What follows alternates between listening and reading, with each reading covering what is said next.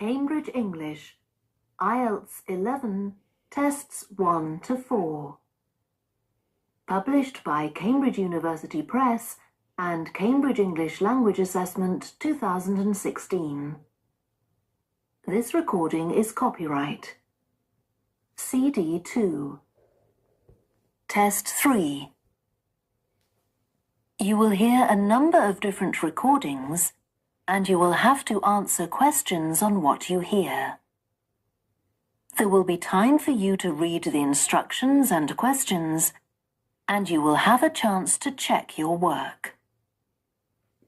All the recordings will be played once only. The test is in 4 sections. At the end of the test, you will be given 10 minutes to transfer your answers to an answer sheet. Now turn to Section 1. Section 1. You will hear a woman telephoning a tourist office to ask about free activities. First, you have some time to look at questions 1 to 6.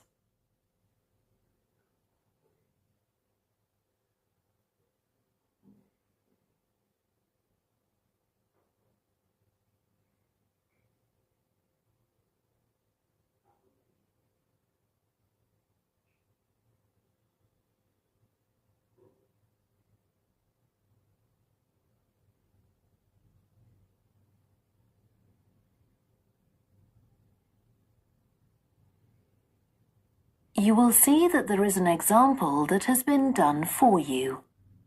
On this occasion only, the conversation relating to this will be played first.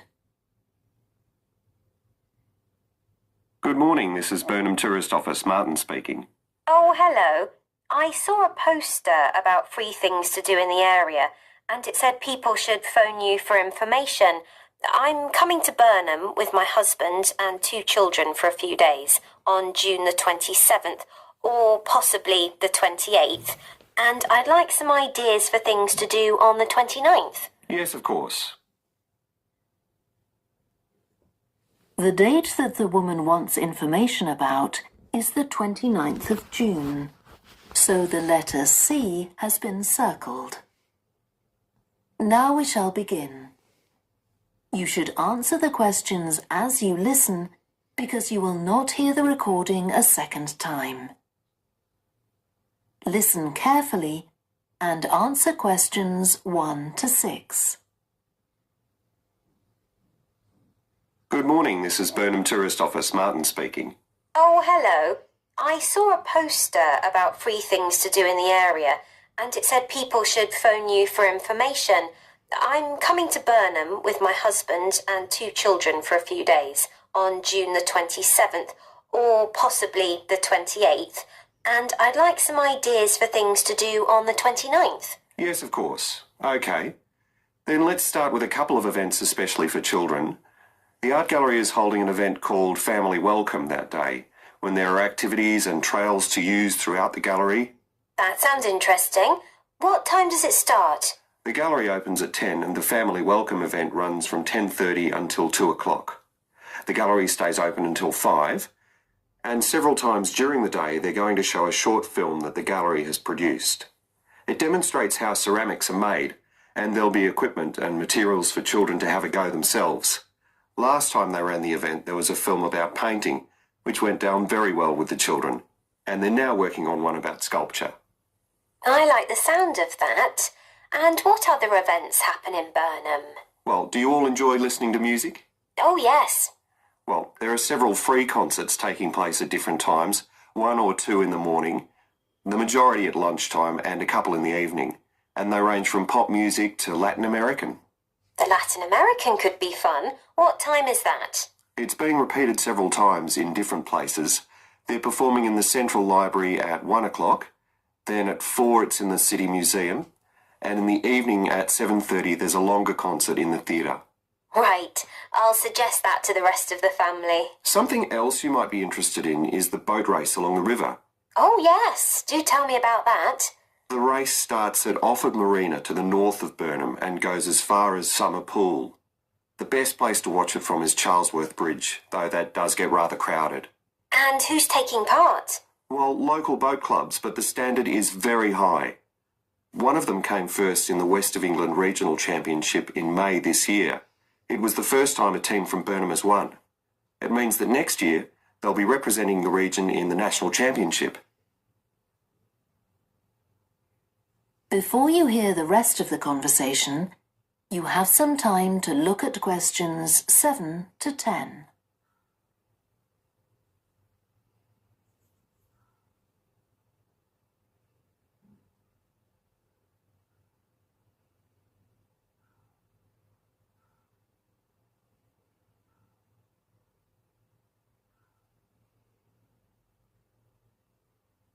Now listen and answer questions 7 to 10. Now, I've heard something about Paxton Nature Reserve. It's a good place for spotting unusual birds, isn't it? That's right, throughout the year. There is a lake there as well as a river, and they provide a very attractive habitat. So it's a good idea to bring binoculars if you have them. And just at the moment you can see various flowers that are pretty unusual. The soil at Paxton isn't very common. They're looking good right now. Right. My husband will be particularly interested in that. And there's going to be a talk and slideshow about mushrooms, and you'll be able to go out and pick some afterwards and study the different varieties. Uh-huh. And is it possible for children to swim in the river? Yes, part of it has been fenced off to make it safe for children to swim in. It's very shallow, and there's a lifeguard on duty whenever it's open. The lake is too deep, so swimming isn't allowed there. OK, we must remember to bring their swimming things in case we go to Paxton. How long does it take to get there by car from Burnham? About 20 minutes, but parking is very limited, so it's usually much easier to go by bus, and it takes about the same time. Right. Well, I'll discuss the options with the rest of the family. Thanks very much for all your help. You're welcome. Goodbye. Bye. That is the end of section 1. You now have half a minute to check your answers.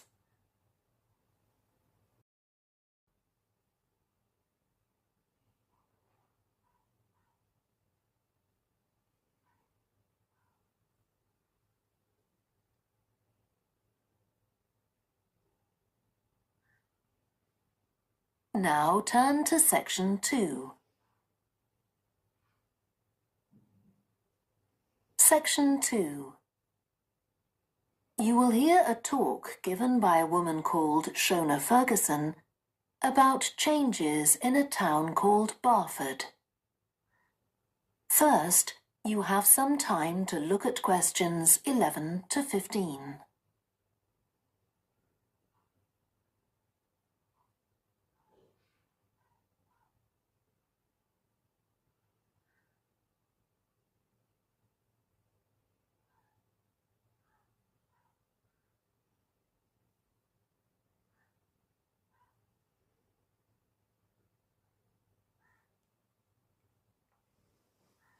Now listen carefully and answer questions 11 to 15. First of all, let me thank you all for coming to this public meeting to discuss the future of our town. Our first speaker is Shona Ferguson from Barford Town Council. Shona. Thank you. First, I'll briefly give you some background information. Then I'll be asking you for your comments on developments in the town. Well, as you don't need me to tell you, Barford has changed a great deal in the last 50 years. These are some of the main changes. 50 years ago, buses linked virtually every part of the town and the neighbouring towns and villages. Most people used them frequently, but not now, because the bus companies concentrate on just the routes that attract most passengers. So parts of the town are no longer served by buses. Even replacing old, uncomfortable buses with smart new ones has had little impact on passenger numbers. It's sometimes said that bus fares are too high, but in relation to average incomes, fares are not much higher than they were 50 years ago. Changes in the road network are affecting the town. The centre was recently closed to traffic on a trial basis, making it much safer for pedestrians. The impact of this is being measured. The new cycle paths separating bikes from cars in most main roads are being used far more than was expected, reducing traffic and improving air quality. And although the council's attempts to have a bypass constructed have failed, we haven't given up hope of persuading the government to change its mind. Shopping in the town centre has changed over the years. Many of us can remember when the town was crowded with people going shopping. Numbers have been falling for several years, despite efforts to attract shoppers, for instance by opening new car parks. Some people combine shopping with visits to the town's restaurants and cafes. Most shops are small independent stores, which is good, but many people prefer to use supermarkets and department stores in nearby large towns, as there are so few well-known chain stores here. Turning now to medical facilities. The town is served by family doctors in several medical practices, fewer than 50 years ago, but each catering for far more patients. Our hospital closed 15 years ago, which means journeys to other towns are unavoidable. On the other hand, there are more dentists than there used to be. Employment patterns have changed along with almost everything else. The number of schools and colleges has increased, making that the main employment sector. Services such as website design and accountancy have grown in importance, and surprisingly perhaps, manufacturing hasn't seen the decline that has affected it in other parts of the country. Before you hear the rest of the talk, you have some time to look at questions 16 to 20.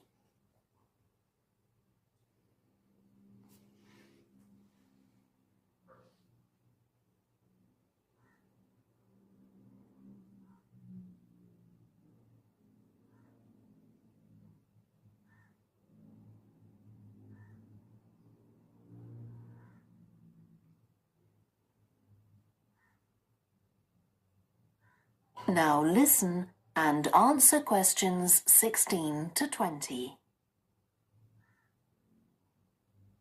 Now I'll very quickly outline current plans for some of the town's facilities, before asking for your comments.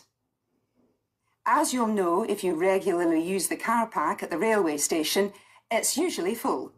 The railway company applied for permission to replace it with a multi-storey car park, but that was refused. Instead, the company has bought some adjoining land, and this will be used to increase the number of parking spaces. The Grand, the old cinema in the High Street, will close at the end of the year and reopen on a different site. You've probably seen the building under construction. The plan is to have 3 screens with fewer seats rather than just the one large auditorium in the old cinema. I expect many of you shop in the indoor market. It's become more and more shabby looking, and because of fears about safety, it was threatened with demolition. The good news is that it will close for 6 weeks to be made safe and redecorated, and the improved building will open in July. Lots of people use the library, including school and college students who go there to study. The council has managed to secure funding to keep the library open later into the evening, twice a week. We would like to enlarge the building in the not-too-distant future, but this is by no means definite. There's no limit on access to the nature reserve on the edge of town, and this will continue to be the case. What will change, though, is that the council will no longer be in charge of the area. Instead, it will become the responsibility of a national body that administers most nature reserves in the country. OK, now let me ask you if you have... That is the end of section 2. You now have half a minute to check your answers.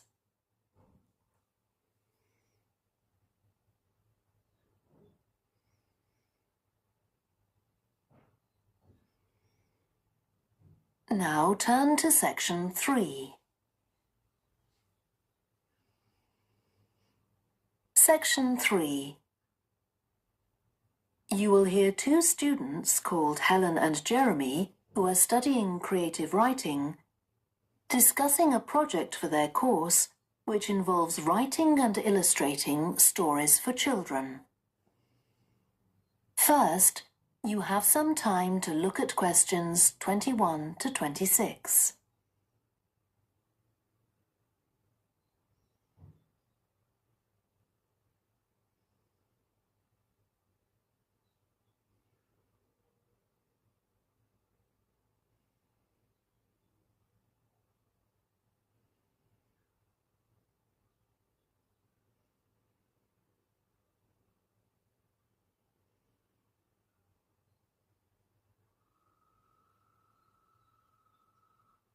Now listen carefully and answer questions 21 to 26. Hello, Helen. Sorry I'm late. Hi, Jeremy, no problem. Well, we'd better work out where we are on our project, I suppose. Yeah, I've looked at the drawings you've done for my story, The Forest, and I think they're brilliant. They really create the atmosphere I had in mind when I was writing it. Oh, I'm glad you like them. There are just a few suggestions I'd like to make. Go ahead. Now, I'm not sure about the drawing of the cave. It's got trees all around it, which is great, but the drawing's a bit too static, isn't it? I think it needs some action. Yes, there's nothing happening. Perhaps I should add the boy, Malcolm, isn't it? He would be walking up to it. Yes, let's have Malcolm in the drawing. And what about putting in a tiger? The one that he makes friends with a bit later. Maybe it could be sitting under a tree, washing itself. And the tiger stops in the middle of what it's doing when it sees Malcolm walking past. That's a good idea. Okay, I'll have a go at that. Then there's the drawing of the crowd of men and women dancing. They're just outside the forest, and there's a lot going on. That's right. You wanted them to be watching a carnival procession, but I thought it would be too crowded. Do you think it works like this? Yes, I like what you've done. The only thing is, could you add Malcolm to it without changing what's already there? What about having him sitting on the tree trunk on the right of the picture? Yes, that would be fine. And do you want him watching the other people? No, he's been left out of all the fun, so I'd like him to be crying. That'll contrast nicely with the next picture where he's laughing at the clowns in the carnival. Right, I'll do that. And then the drawing of the people ice skating in the forest. I wasn't too happy with that one. Because they're supposed to be skating on grass, aren't they? That's right, and it's frozen over. At the moment, it doesn't look quite right. I see what you mean. I'll have another go at that. And I like the wool hats they're wearing. Maybe you could give each of them a scarf as well? Yeah, that's easy enough. They can be streaming out behind the people to suggest they're skating really fast. Great. Well, that's all on the drawings. Right. So you finish writing your story, and I just need to finish illustrating it, and my story and your drawings are done. Before you hear the rest of the discussion, you have some time to look at questions 27 to 30.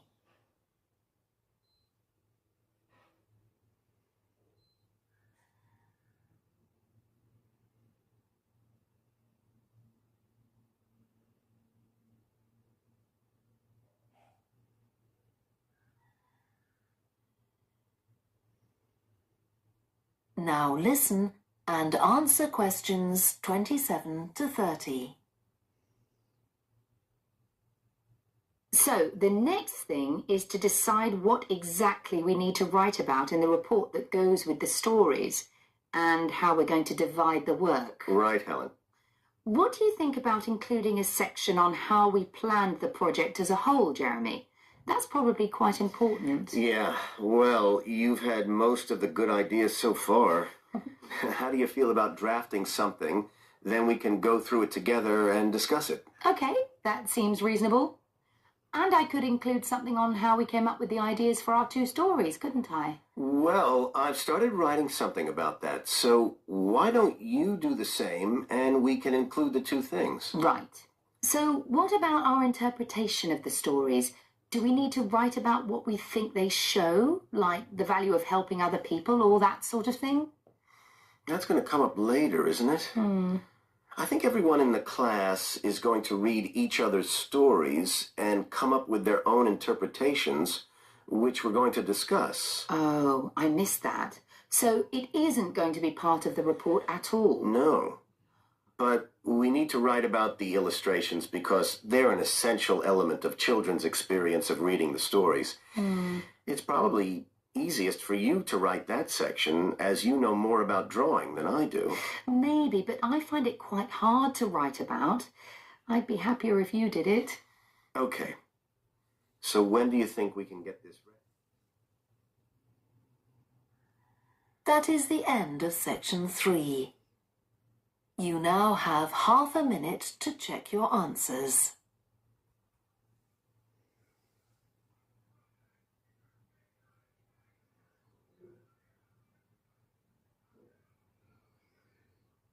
Now turn to section 4. Section 4. You will hear part of a lecture to business students about the use of one particular type of research known as ethnography. First, you have some time to look at questions 31 to 40.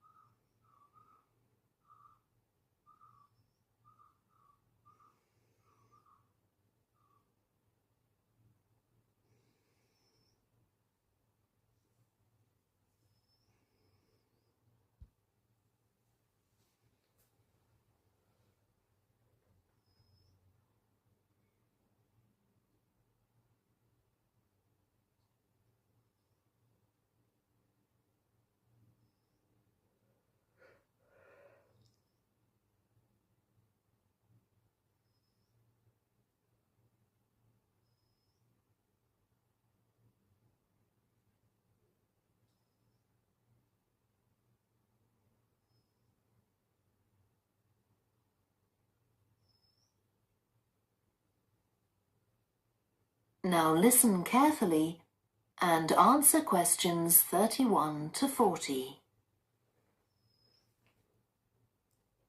So, what I'm going to talk about to you today is something called ethnography.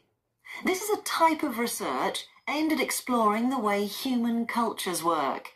It was first developed for use in anthropology, and it's also been used in sociology and communication studies.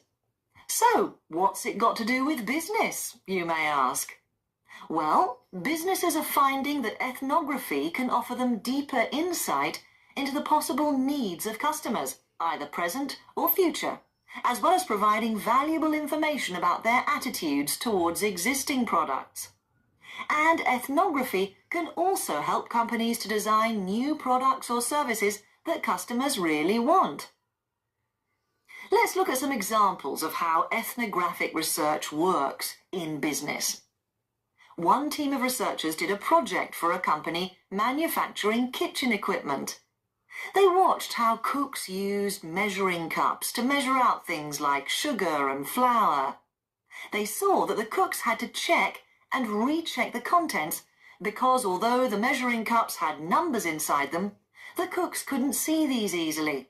So a new design of cup was developed to overcome this problem, and it was a top seller. Another team of ethnographic researchers looked at how cell phones were used in Uganda, in Africa. They found that people who didn't have their own phones could pay to use the phones of local entrepreneurs. Because these customers paid in advance for their calls, they were eager to know how much time they'd spent on the call so far.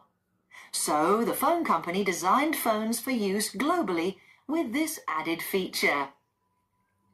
Ethnographic research has also been carried out in computer companies.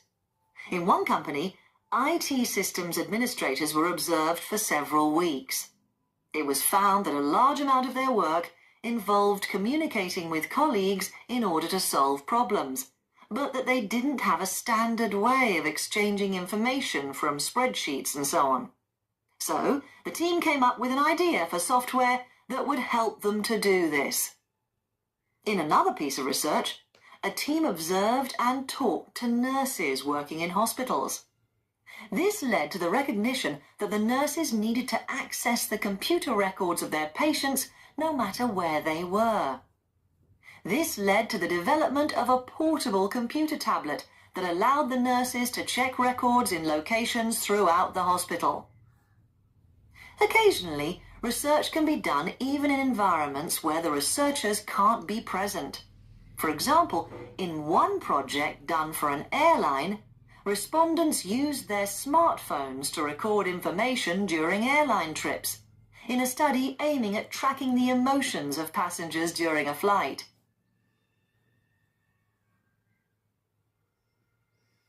So, what makes studies like these different from ordinary research? Let's look at some of the general principles behind ethnographic research in business. First of all, the researcher has to be completely open-minded.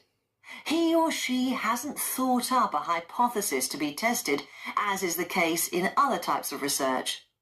Instead, they wait for the participants in the research to inform them. As far as choosing the participants themselves is concerned, that's not really all that different from ordinary research. The criteria according to which the participants are chosen may be something as simple as the age bracket they fall into, or the researchers may select them according to their income, or they might try to find a set of people who all use a particular product, for example. But it's absolutely crucial to recruit the right people as participants. As well as the criteria I've mentioned, they have to be comfortable talking about themselves and being watched as they go about their activities. Actually, most researchers say that people open up pretty easily, maybe because they're often in their own home or workplace. So, what makes this type of research special is that it's not just a matter of sending a questionnaire to the participants. Instead, the research is usually based on first-hand observation of what they are doing at the time. But that doesn't mean that the researcher never talks to the participants. However, unlike in traditional research, in this case, it's the participant rather than the researchers who decides what direction the interview will follow. This means that there's less likelihood of the researcher imposing his or her own ideas on the participant. But after they've said goodbye to their participants and got back to their office, the researcher's work isn't finished. Most researchers estimate that 70 to 80% of their time is spent not on the collecting of data, but on its analysis, looking at photos, listening to recordings and transcribing them, and so on. The researchers may end up with hundreds of pages of notes. And to determine what's significant, they don't focus on the sensational things or the unusual things. Instead, they try to identify a pattern of some sort in all this data and to discern the meaning behind it. This can result in some compelling insights that can, in turn, feed back to the whole design process. That is the end of section 4. You now have half a minute to check your answers.